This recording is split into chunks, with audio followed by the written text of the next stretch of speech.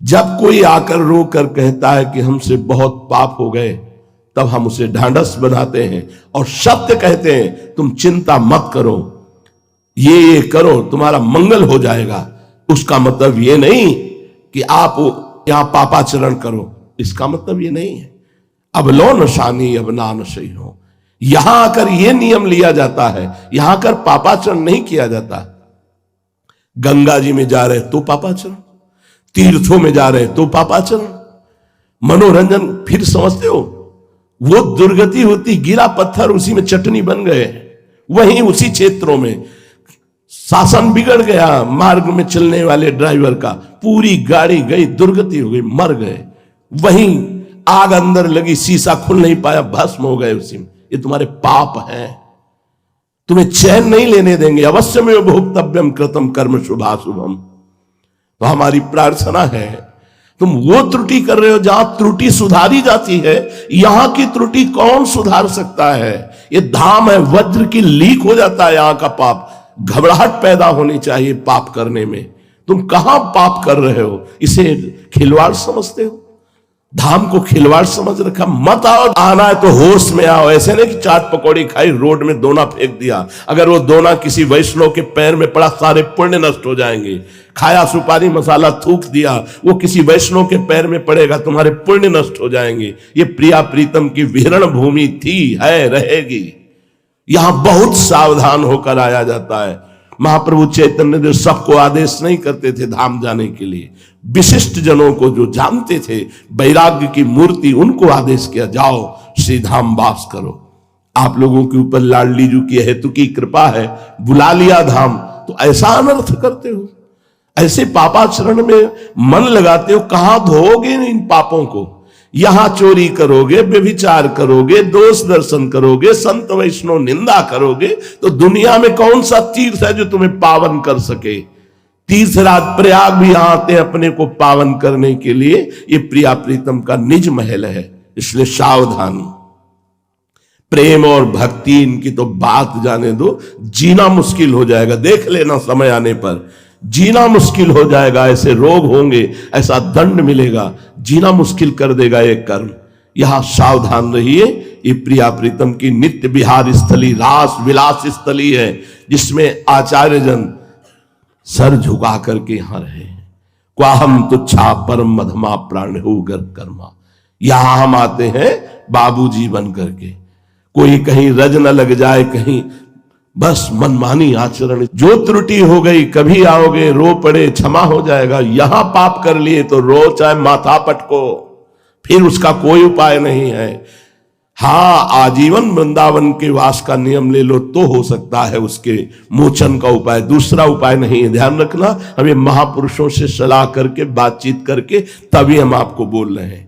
यहां का किए हुए पाप को अवश्य भोगना होता है। अगर बच सकता है तो एक उपाय, आजीवन के लिए अपने शरीर को वृंदावन की रज में दे दिया, अब वो सब क्षमा हो। नहीं, यहां का पाप नहीं मिटेगा। ध्यान रखना, ये धाम है, यहां झूठ बोलना, व्यभिचार करना, नाना प्रकार के दोषयुक्त आचरण करना, ये गांव गली नहीं है।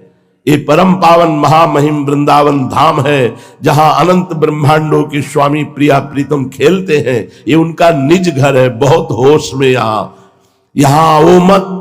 यदि आओ तो होश में आओ। अगर होश 4 घंटे रहे तो सिर्फ 4 घंटे रुको, होश 1-2 दिन रहे तो 2 दिन रुको, महीना भर रहे तो महीना भर रुको, और होश खराब है तो आओ दर्शन करो, भाग के चले जाओ।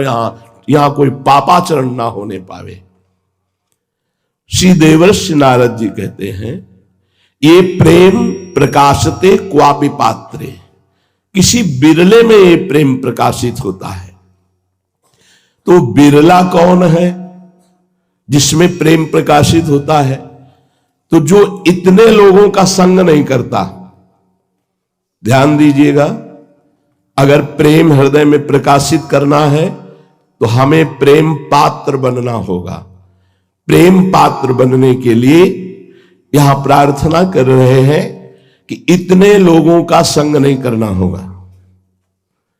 जिसका विद्या का घमंड है, धन ऐश्वर्य का घमंड है, जो बात अभिमान पूर्वक करता है, अपने को बड़ा बुद्धिमान और शक्तिशाली समझता है, और अपनी शक्ति और बुद्धि का प्रयोग दूसरों के दुख वर्धन में, दुख देने में करता है, ऐसे स्वार्थी, अभिमानी, धनी, यशस्वी, माननी ऐसे जनों का संग नहीं करना जिसे प्रेम प्राप्त करना है।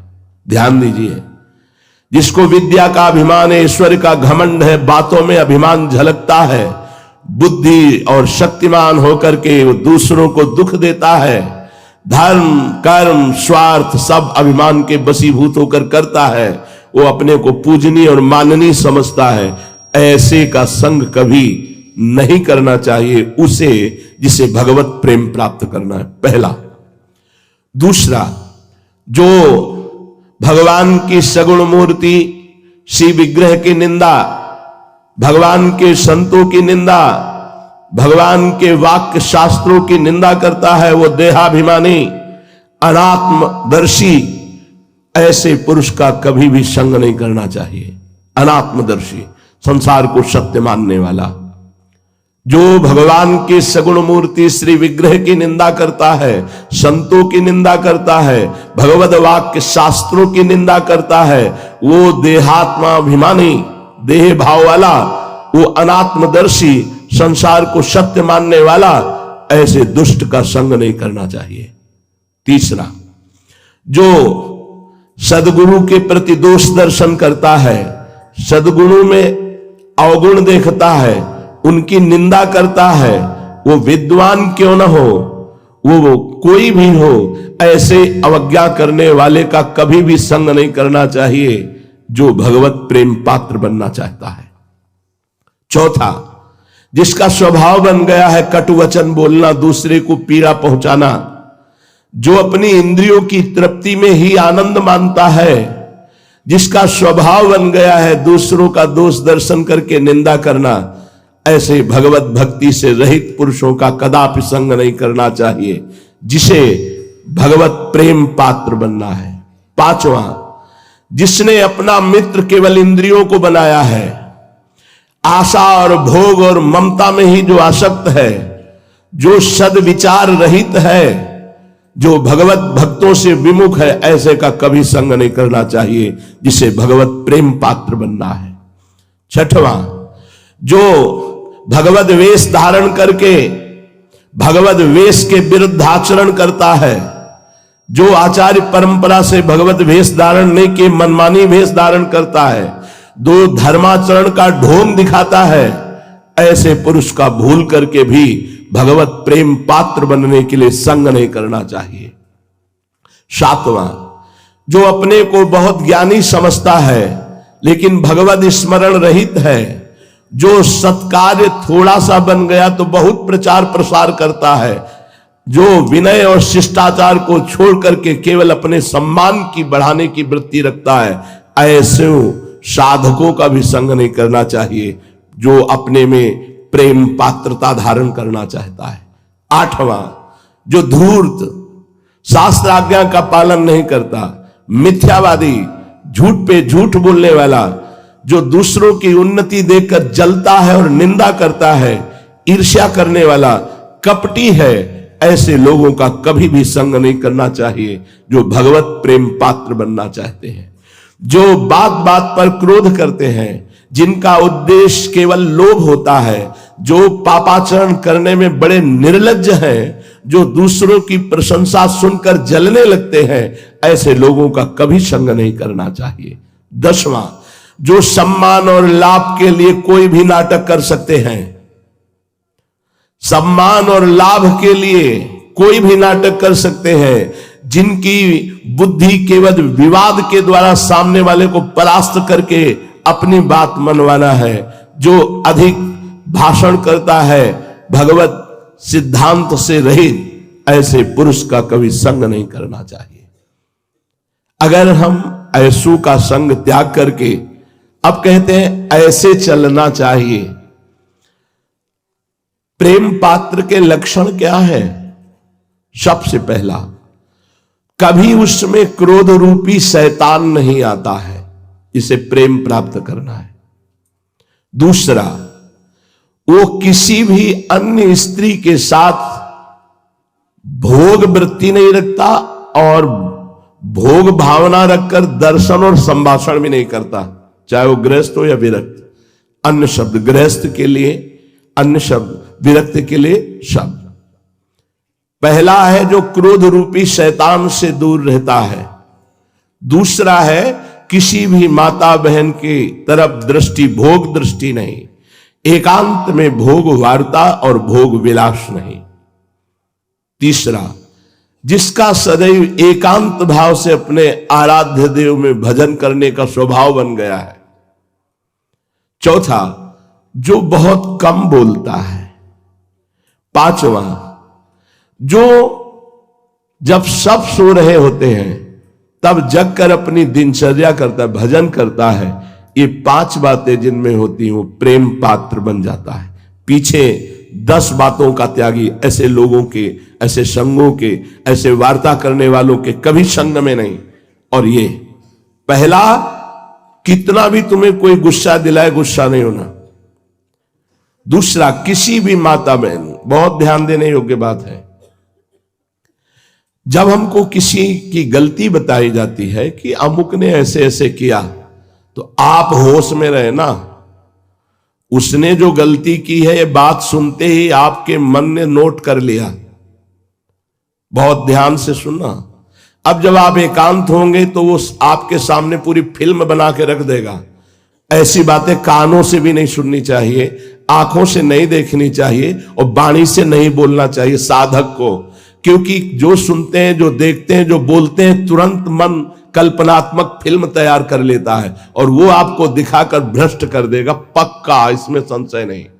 बहुत प्रवीण है फिल्म बनाने में, यही अभिनेता बन जाता है, यही डायरेक्टर बन जाता है, यही सब कुछ बन जाता है। अकेले मन पूरी फिल्म तैयार कर देगा।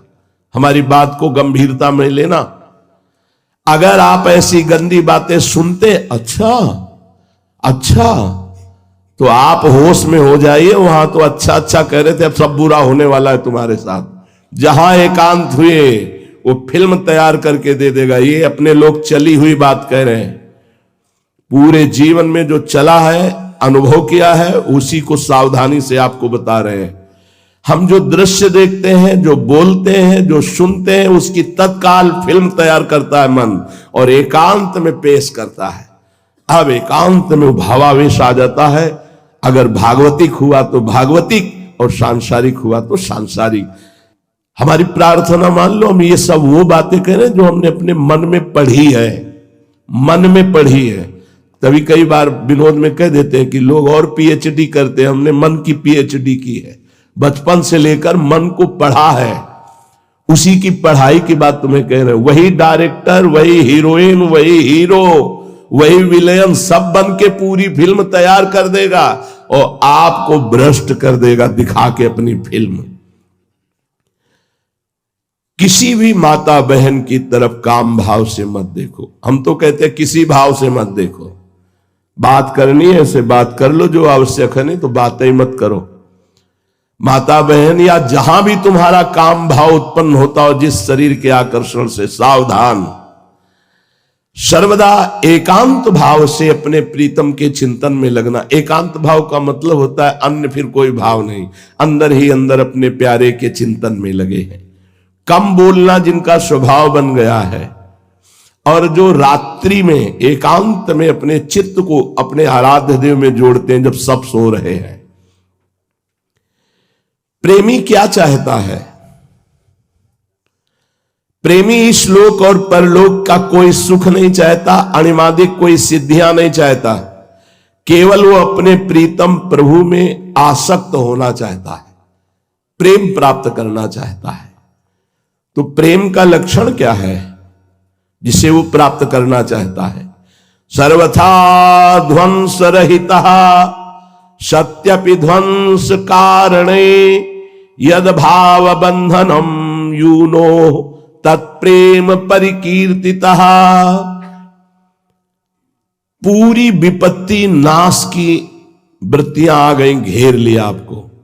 शरीर अस्वस्थ, कुछ व्यवस्था नहीं, भारी निंदा, भारी अपमान। पर उस स्थिति में, घोर बंधन, घोर नाश, घोर विपत्ति की स्थिति में भी आपका मन केवल अपने प्यारे में गया, इसे प्रेम कहते हैं। घोर विपत्ति में, जैसे श्री राम जी को फांसी की सजा दी गई, पूछा गया तुम्हारी अंतिम इच्छा क्या है, तो उनका बस एक बार विट्ठल भगवान का साक्षात्कार करा दीजिए, एक बार मंदिर के सामने से निकाल दीजिए, मैं उनको देख लूं, बस इतना। घोर विपत्ति, बंधन, नाश की उपस्थिति में आपके चित्त की स्थिति अपने आराध्य देव में, इसे प्रेम कहते हैं। अनुकूलता में तो सब कहते हैं बड़ी कृपा है। कृपा है जब भारी प्रतिकूलता, भारी दुख, विपत्ति, क्लेश, फिर भी कोई फर्क नहीं, वो प्रेम मार्ग का पथिक होता है। हर सूल उसके चरणों में पड़ते ही फूल हो जाते हैं, जो इस मार्ग का पथिक होता है। सिंहवत होता है वो, भगवत भाव में दैन्य, और हर कष्ट सहने के लिए पहाड़ होता है, वो टूट नहीं सकता। प्रेम मार्ग का पथिक टूट नहीं सकता, चाहे काट दिया जाए, पक्का। हर परिस्थिति के लड़ने के लिए वो तैयार रहता, हर दुख, हर विपत्ति, हर बात। क्या माधुर्य में शरीर श्रृंगार की प्रधानता होती है क्या? माधुर्य में, अरे भगवान का ऐश्वर्य भी बाधक है, फिर शरीर श्रृंगार की तो बात क्या। लेकिन आजकल तो बहुत लोग लौकिक श्रृंगार करते हैं और कहते हैं हम श्री कृष्ण के माधुर्य उपासक हैं, कांता भाव, गोपी भाव। परंतु ये देहाभिमानी ये नहीं समझते कि माधुर्य भाव तीनों शरीरों के त्याग का होता है। ये गाल में लाली लगा के, भाव बनवा के, पलकों में रंग भर के, यहां तक चूड़ियां पहनकर श्री कृष्ण को नहीं रिझाया जाता। श्री कृष्ण को रिझाने वाले फकीरों के चरित्र पढ़ो। पूज्य श्री चंद्रशेखर बाबा रोटी मांग के लाते, रास्ते में ही चबा लेते सूखी, प्राणों का पोषण करने के लिए, और कुटिया में बैठकर निरंतर अपने आराध्य देव के लिए आंसू बहाते हुए नाम जप कर, ऐसे दहाड़ मार मार करके रोते कि अपने को धिक्कार पैदा होता कि मेरा जीवन क्या है, मैं अपने प्रियाजू के लिए ऐसे कब रोऊंगा जैसे पूज्य बाबा श्री कृष्ण के लिए रो रहे हैं। दहाड़ मार मार करके पूज्य चंद्रशेखर बाबा ये आंखों देखी बात कह रहे हैं, दहाड़ मार के, बिल्कुल निर्मल संत, भगवत प्रेमी महात्मा, दहाड़ मार करके रोते ऐसे जैसे कोई बच्चा रो रहा हो फपक फपक के। तो सबको रोना आता हो, हमें रोने की जगह धिक्कार आता कि प्रियाजू के लिए ऐसा कब रोना आएगा जैसे पूज्य बाबा अपने लालजू के लिए रो रहे हैं। ये माधुर्य बातों का नहीं है, बहुत आगे का विषय है। जो शरीर राग त्यागी होता है माधुर्य की तरफ बढ़ता है। शरीर सजाने वाले तो देह भाव को प्राप्त हैं। और आगे का शब्द लिख लीजिए, श्रृंगार नहीं, माधुर्य नहीं, काम।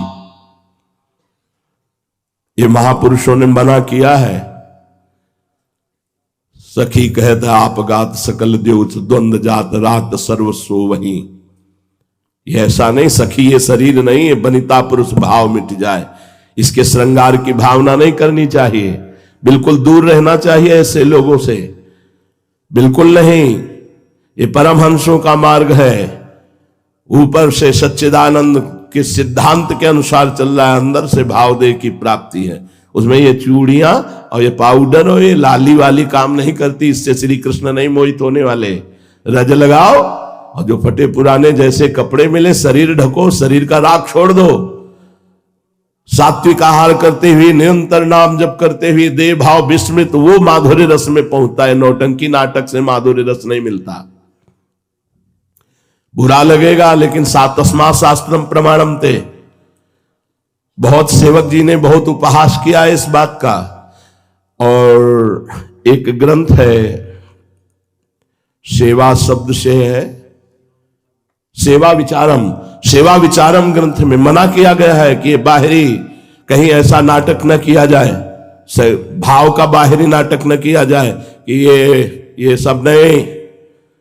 कोई भी परमहंस महात्मा ऐसा नहीं कि वृंदावन के रसिकों के चरित्र पढ़ के देखो, कोई भी धर्म विरुद्ध नहीं, वैसे ही चलो जैसे गुरुजन चले हैं।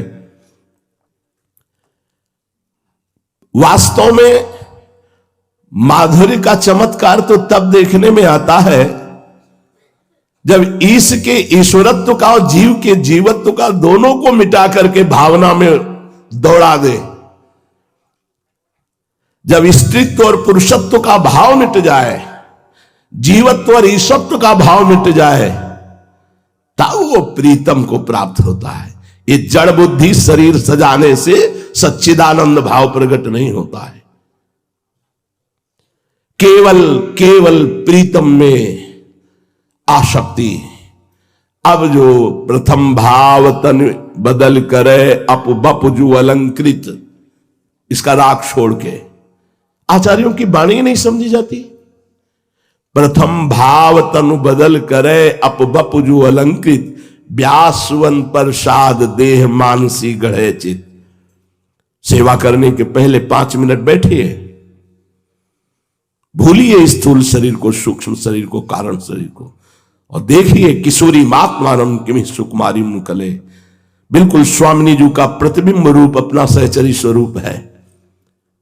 उसी स्वरूप से हम श्री जी की सेवा में पहुंच रहे हैं। भावना कीजिए, इस शरीर को छोड़िए।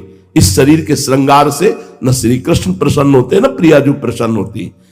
ये नहीं कि तुम घूंघट काट लोगे तो श्री कृष्ण प्रसन्न हो जाएंगे। नहीं भाई, समझो, ये परमहंस जन क्या नहीं, बहुत बड़े बड़े महापुरुष हैं अपने वृंदावन में, उनके चरित्र हैं भाई। देखो भला उनके चरित्र को। क्या ऐसे प्रेमी भक्तों में शुद्ध ज्ञान नहीं होता क्या?